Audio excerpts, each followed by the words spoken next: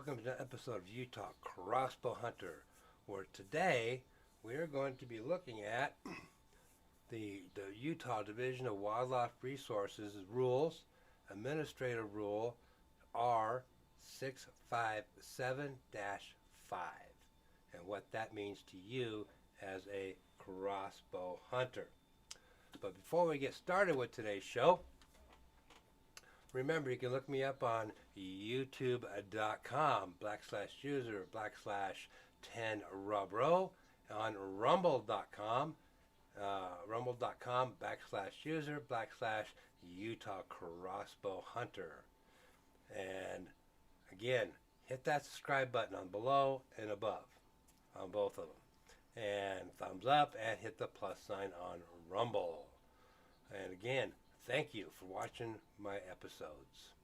And without any further ado, let's get started into today's show.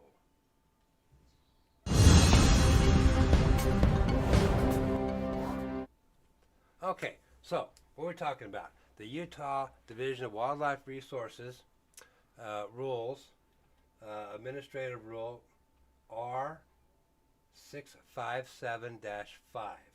And if you scroll down, down we go, under R657-5-8. Okay, and backslash, if you see here, it's wildlifeutah.gov/R657-5. So we're not going to talk about the rifles and the shotguns, and if you want to look at that, fine, that's okay, and air guns. So we're going to scroll down here just a little bit.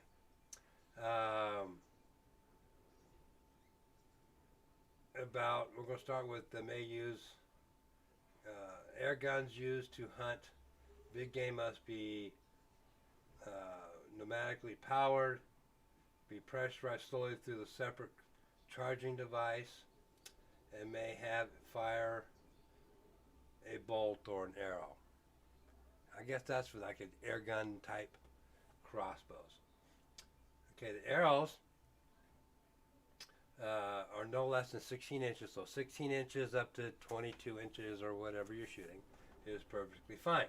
You gotta remember that the broadhead that's on those, whether it's a fixed broadhead or a mechanical broadhead, it has to be 7/8 of an inch or wider. Okay, and I think that's true in most states when I've looked at them. Now, here's the part that I had to make some phone calls on, and I'll get to that here in just a moment. They're talking about here traveling no less than 400 feet per second at the muzzle, and then a crossbow used to hunt big game must have a minimum draw weight of 125 pounds, and a positive mechanical safety mechanism. Okay, this is where I had to make a phone call. 125 pound draw weight at 400 feet per second or more. I don't know about you, but I haven't seen a crossbow at 125 feet per second shoot 400 feet per second. Correct me if I'm wrong. Let me know down in the comments, please. But I haven't seen one yet. I've seen about 240, 250, 255, 240, around that range at 125 pounds. So now, before I go any further with this, let me tell you something. I am not an attorney, a lawyer, or anything like that. I'm just giving you what I find by making my phone calls and what I find on their website. Now, again, it's up to you to know the laws in your state, as well as any other state that you're hunting in. Okay, so I implore you to call their Division of Wildlife and Resources and get their information and look it up. But I also have a page here in just a little bit that I'll give you that asks if crossbows are legal in your state. But, so,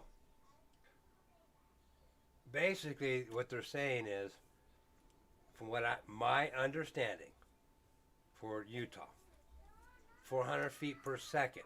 If your crossbow is rated at 400 feet per second or higher, you're probably in the gray zone of being okay. From what I understand, my understanding is they really don't have a chronograph that they take around and shoot everybody's crossbow to see if it's going 400 feet per second or more. They just don't have the time for that. But it's a Joe Schmo who is in the blind, 100 yards down, and he sees you shoot a deer or elk or whatever you're shooting, and he looks over there and he gets mad because he didn't get his, and he goes and complains to a resource officer. Then they're probably going to test your crossbow. But that's just the way it goes. You got those type of people who are going to complain about everything. So there's nothing you can do about that.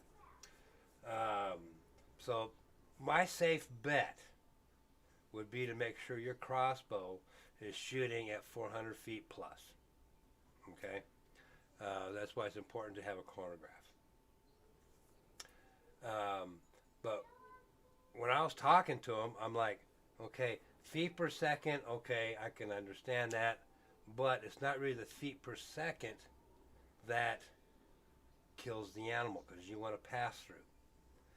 It's the kinetic energy. And he agreed with me. However, it's not up to him, obviously, or the resource officer you might be having in your chat with. So we're going by the regulations that they're seeing here on here. So my suggestion would be, again, make sure your crossbow is at 400 feet or more. Now, I am going to have some more discussion with him and see where I can go to, or meetings I can go to maybe bring this stuff up and bring it to their attention, because obviously a 125-pound draw is not going to do 400 feet per second. I looked at a lot of crossbows before I did this video to see if I could find at least one that did 400 feet per second, and I couldn't find any. But again, if you can find one, please let me know. But the 16 inches and longer, not a problem. But the only problem I found was that the 400 feet per second versus the 125. In my opinion, it's just my opinion. 300 feet or more on a larger animal will probably give you a lot of kinetic energy. 245, right around that range, 250. Like on a deer, will more than likely get you a pass through. Okay, as long as you got it. Because he was talking about the weights of arrows and all that kind of stuff that could affect your speed. Yes, weights of arrows are obviously going to affect your speed, but remember, kinetic energy is what pokes through the animal. So the heavier your arrow, the more front of center that you have on your arrow, the more kinetic energy you're going to have to poke through. For example, let's say that which I'm working on some heavier arrows, but they're going to be slower. They're going to be about 350, but they're going to poke through at probably about maybe 140, 145 pounds of kinetic energy. Will that go through a moose? Probably it will. Okay, but or an elk or something. That probably go through. So again, know your regulations, know what you have, and everything like that before you go out into the field. Okay. Now, so we're not going to go too much more into that. I still got some more research that I'm doing, so I'll probably update this later on. But it's just, you got to start the research somewhere. Okay, you got to go to board meetings. You got to go to different things to obviously get regulations changed, and that is going to be my goal over the next year. I'm going to say year. Okay, so hopefully we'll have things more updated as time goes along. Now, are crossbows legal in your state? Okay, so again, I'll put a link to this link in the description below.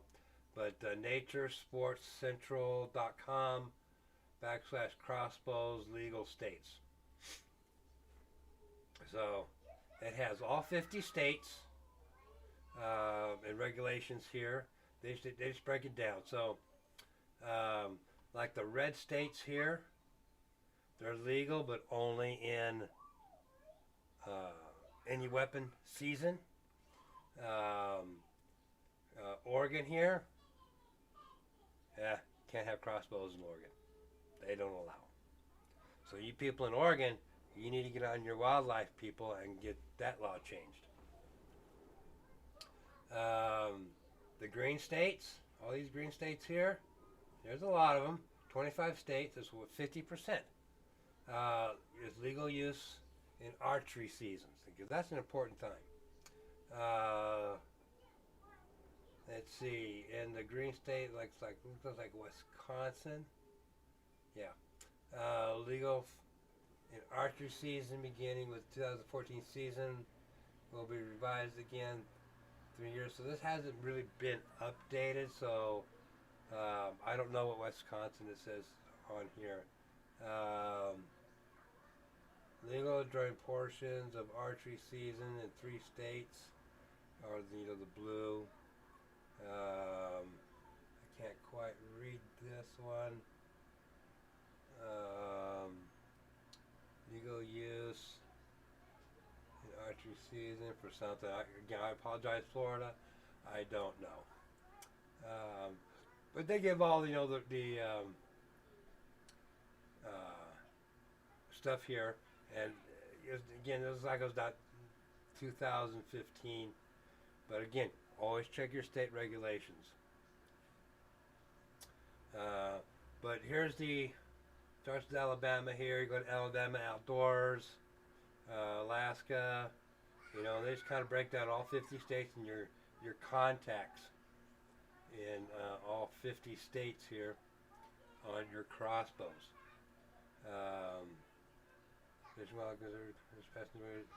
Extending zonal crossbow seasons by 1 month. Okay, so again, you're going to have to, it's like in Florida, go to their website, Georgia. So you got all these here. They got the website contact numbers, like I said, and here on our crossbows legal in your state.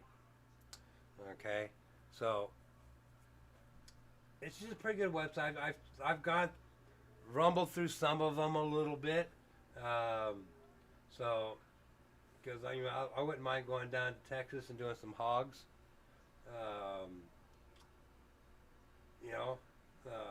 So I think do more information on. Obviously, do some more research on that. So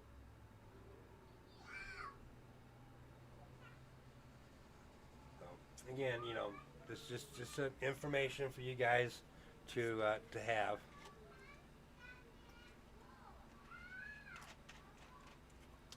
All right. So, and then, okay, so we're going to move on here. So, again, I have my new website up, UtahCrossbowHunter.com. Again, thank you if you guys haven't been down to my site, thank you for going to it.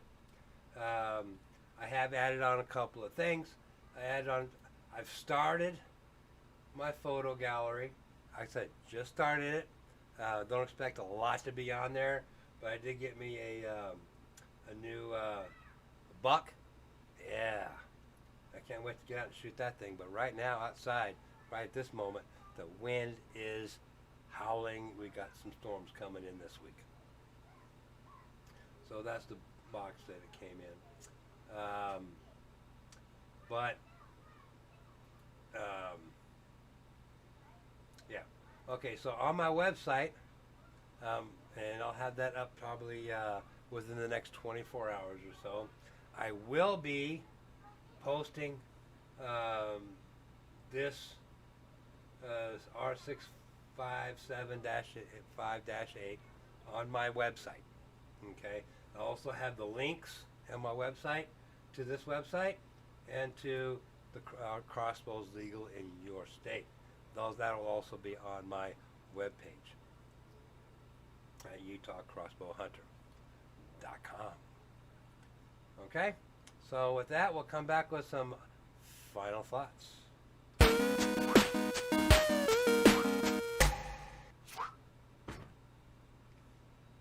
Okay, so for my final thoughts, again, make sure you know your regulations in your state.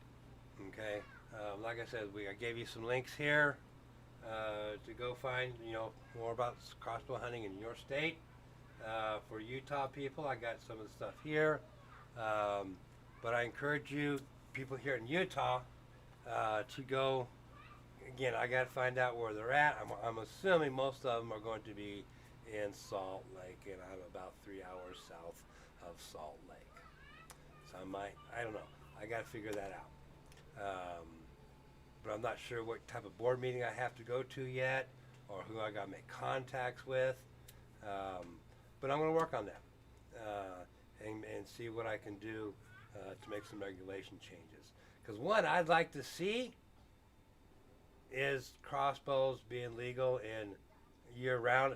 Muzzle loaders, season most states. If it's muzzle loading, you can't do it. Okay.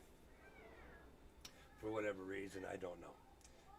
But hopefully, because I guess I want to try and get the 400 feet per second drop down quite a bit, maybe to 300.